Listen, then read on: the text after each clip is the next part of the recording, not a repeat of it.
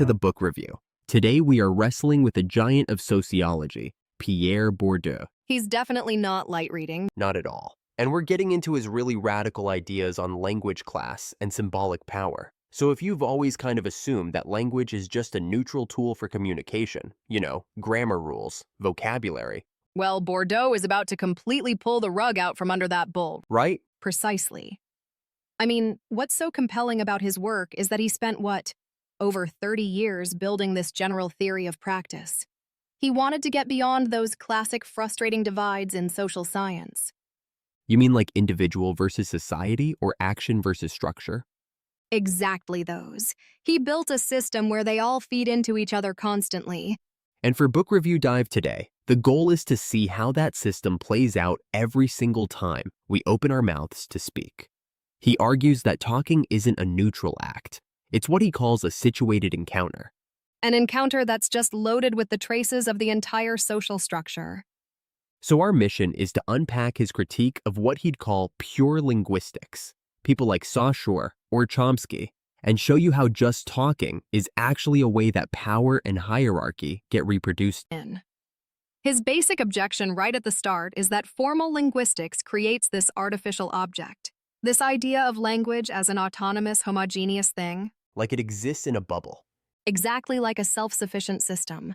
And when you do that, you totally ignore the social, the political, the historical conditions that made the language what it is in the first place.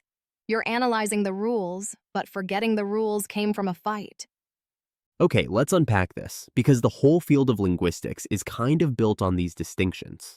That board you just found? Well, completely inadequate. Totally. Takes us. Sure. The father of it all, he draws this very sharp line between lang, Which is the abstract system, the language itself outside of any one person. and parole, which is the actual concrete thing you say in a specific moment. And then you get Chomsky, who sort of double S down on this, but from a more psychological angle. He separates competence, this idealized, perfect knowledge of grammar and a perfect speaker, In a homogeneous community, which doesn't exist. right? And he separates that from performance, which is the messy, real-world use of language with all its mistakes and pauses. So why is this clean separation such a problem? It seems logical, right? The problem is that by making that separation, the linguists end up treating the language itself, the lang or the competence, as if it's just a neutral, natural fact, As if it just as if it exists outside of history. But Bourdieu's whole point is that this system is not natural. It's the end product of political imposition. If you only analyze the standardized language, you're looking at the winner of a long power struggle and pretending that's an unbiased starting point. It's like, imagine you try to understand English only by studying the Queen's English or a BBC News broadcast. Perfect analogy. You'd build this model of competence that just completely erases and sort of implicitly devalues every other way of speaking. All the regional dialects, the slang, everything. That is the exact issue when you analyze expressions in a vacuum. You ignore the context, and you ignore the history that gave one way of speaking legitimacy over all the others. And you can see this so clearly in the history of France. Right? The monarchy, the centralized state. To build that state, they needed linguistic unification, which meant elevating one dialect, the one spoken around Paris, to the level of the legitimate language. But before that, there were all these local dialects that were basically languages in their own right? Are used for legal contracts and things. Oh, absolutely. But the natural power through the courts, through the schools, through high society, it basically induced people to, as Bourdieu put it, collaborate in the destruction of their instruments of expression. Wow. Those rich local languages didn't just fade away, they were actively pushed down. They degenerated into patois. Which is kind of a slur, isn't it? Like hick speech? It is. It means coarse, broken speech, the language of the common people. And that demotion wasn't an accident, it was an act of symbolic violence. And that leads us right to his core idea, the linguistic market. Okay. If the pure linguist sees language as a code, the sociologist sees it as a market, an economy where some ways of speaking have way more value than others. So, all those little things a linguist might ignore pronunciation, word choice, even your accent they're not just noise for Bordeaux, they're incredibly important. They're sociologically pertinent. They're direct translations of social differences.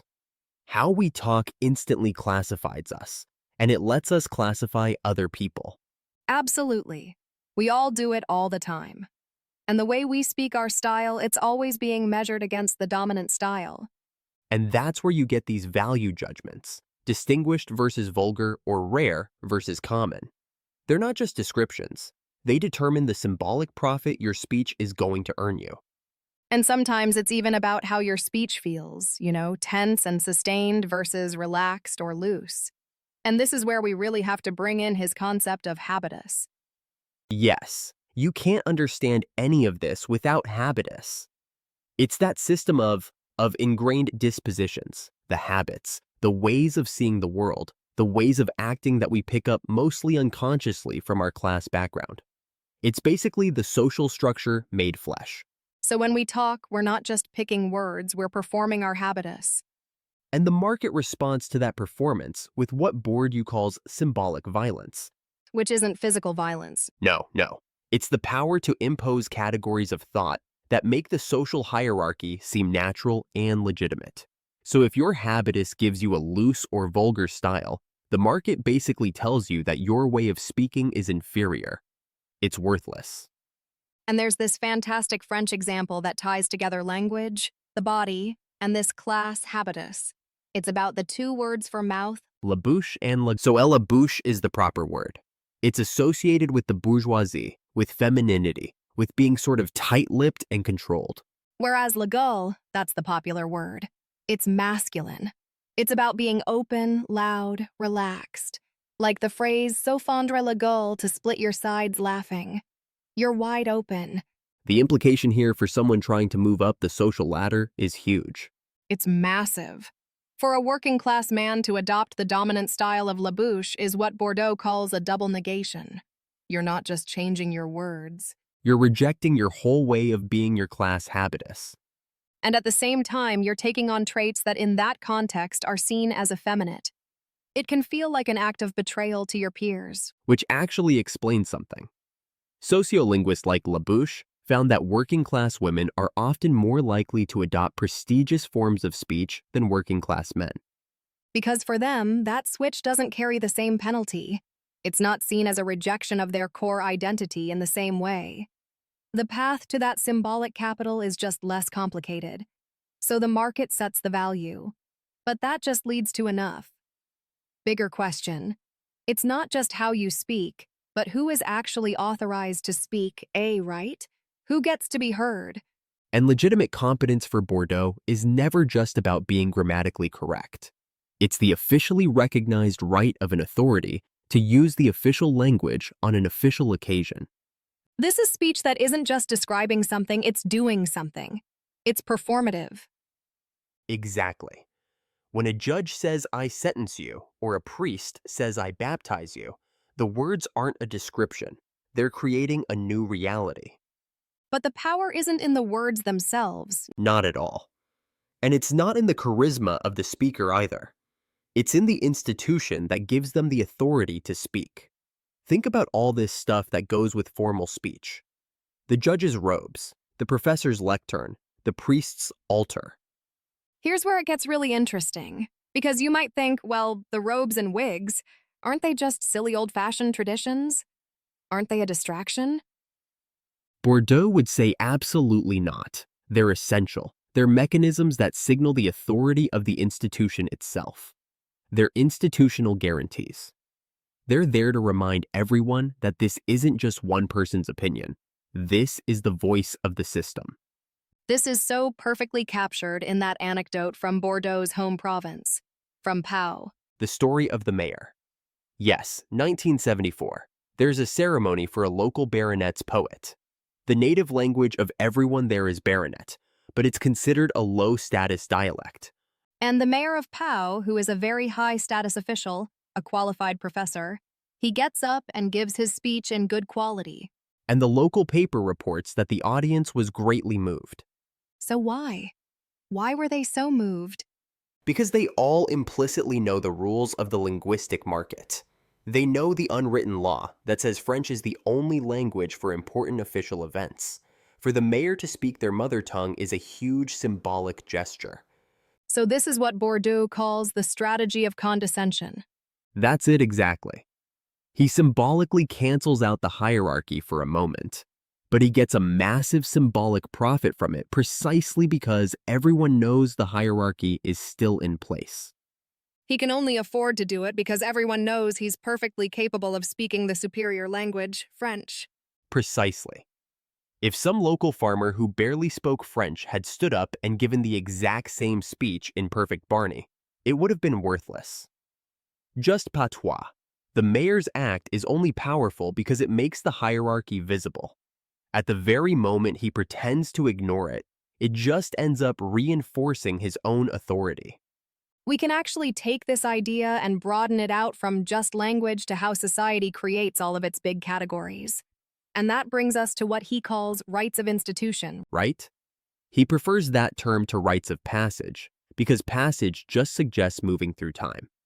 Institution is about creating a permanent difference. It's an act of what he calls social magic. It separates the people who have gone through the rite, like a graduation or an ordination, from everyone who hasn't. It literally changes who they are. And it works on two levels. First, it changes how other people see you. You get a new title, you're treated differently. You're now officially separate. And second, maybe the more powerful level is that it changes how you see yourself. It forces you to live up to your new definition. That's the whole idea behind no blessed bleach. The new status comes with a new set of obligations that you feel you have to conform to. And this social magic is so powerful, it can even seem to create differences we think of as natural, like biological ones. Bourdieu says a rite can make the most effeminate man into a truly manly man just by institutionally separating him from women. It's the social recognition that creates the reality of the difference. But the best example for our modern societies has to be the competitive exam, the concours. In France, It's the perfect case, because here, the right creates a massive difference, almost out of nothing. ex nihilo, it takes a continuum of ability and chops it in two. Yeah, think about the huge gap between the last person who passes a big entrance exam for an elite university and the first person who fails. Their actual ability might be almost identical, a few points on a test, but the right transforms one into a lifelong winner. They get the degree, the network, the job, while the other becomes, in the eyes of the system, a nobody. So the exam creates this all-or-nothing difference and then pretends it was based purely on merit. Exactly. And this brings us right back to language. The power of a judge's ruling or a graduation speech isn't in the words themselves, it's in the whole institutional setup. The robes, the rules, the collective belief that authorizes the speaker to perform that social magic. And if we shift this into the political world, you just see this whole mechanism cranked up to 11. If legitimate language is performative, then political speeches. I don't know, performative squared. Right? Because in politics, you're not just describing reality, you're claiming to create it. Like you said, to say is to do. Think about a political promise, like we will win the election. That statement isn't true or false in the moment. It only becomes true if the person saying it, the authorized spokesperson, can actually make it true by mobilizing the very group they claim to speak for. This is what he calls the oracle effect. Yes, the spokesperson gives voice to the group, and in doing so creates this powerful illusion that the spokesperson is the group. They become the physical embodiment of a collective that might otherwise just be a bunch of separate individuals. And that lets them turn the tables. It's a crucial reversal of power. The spokesperson gets their authority from the group, but then uses that authority to impose constraints, symbolic violence on every individual member of the group. If you believe the leader speaks for you, then you feel compelled to follow them. A. The representative commands the group by appearing to be commanded by it. A very tricky dynamic. And this gets even more complex when you look at the political professionals themselves. Which brings us to the idea of homology. Homology. That's the idea that the political field, the world of politicians and parties, is a kind of microcosm that reproduces the class structure of the wider society. So the struggles between parties often just mirror the larger social divisions out in the world. The politicians themselves are separated by their own class habitus. And this creates a huge problem for any idea of pure representation, the structural duplicity of politics. Exactly. Political professionals are always caught in a double game. On the one hand, their speeches are aimed at you, the voter. They're trying to mobilize you. But at the same time, their words are also aimed at their direct competitors in the political field. Other parties, rivals in their own party, the media. so what you're saying is they only serve our interests as the public insofar as it also helps them win their own professional game for power and position. That's the structural pressure. And Bourdieu saw. The end result of this is the inevitable bureaucratization of political parties. As they get more professionalized, the machine itself becomes the priority. Keeping the party going, funding the jobs. Right. Reproducing the apparatus, and keeping the prebendaries, the party officials, happy. That often becomes more important than achieving the actual goals the party was founded to pursue. Hoc tag out of true. That is a really tough conclusion about how power works, and I think a perfect place for us to try and synthesize all this. Bourdieu just forces you to look beneath the surface of everything, the grammar, the titles, the political slogans. He's showing us that these symbolic systems aren't neutral. They're what he calls structuring structures. They are actively building and maintaining the social reality we live in, with all its hierarchies. And I think his work has this lasting critical challenge for you, for the listener.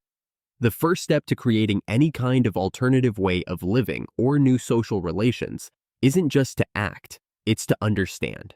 You have to first see the socially instituted limits on how we're allowed to speak and think and act. You have to know the rules of the game before you can even think about changing it. Exactly. Indeed, because the true source of all the symbolic power is in what he calls the mystery of ministry. It's that collective act of belief where we all agreed to let one person speak for the group.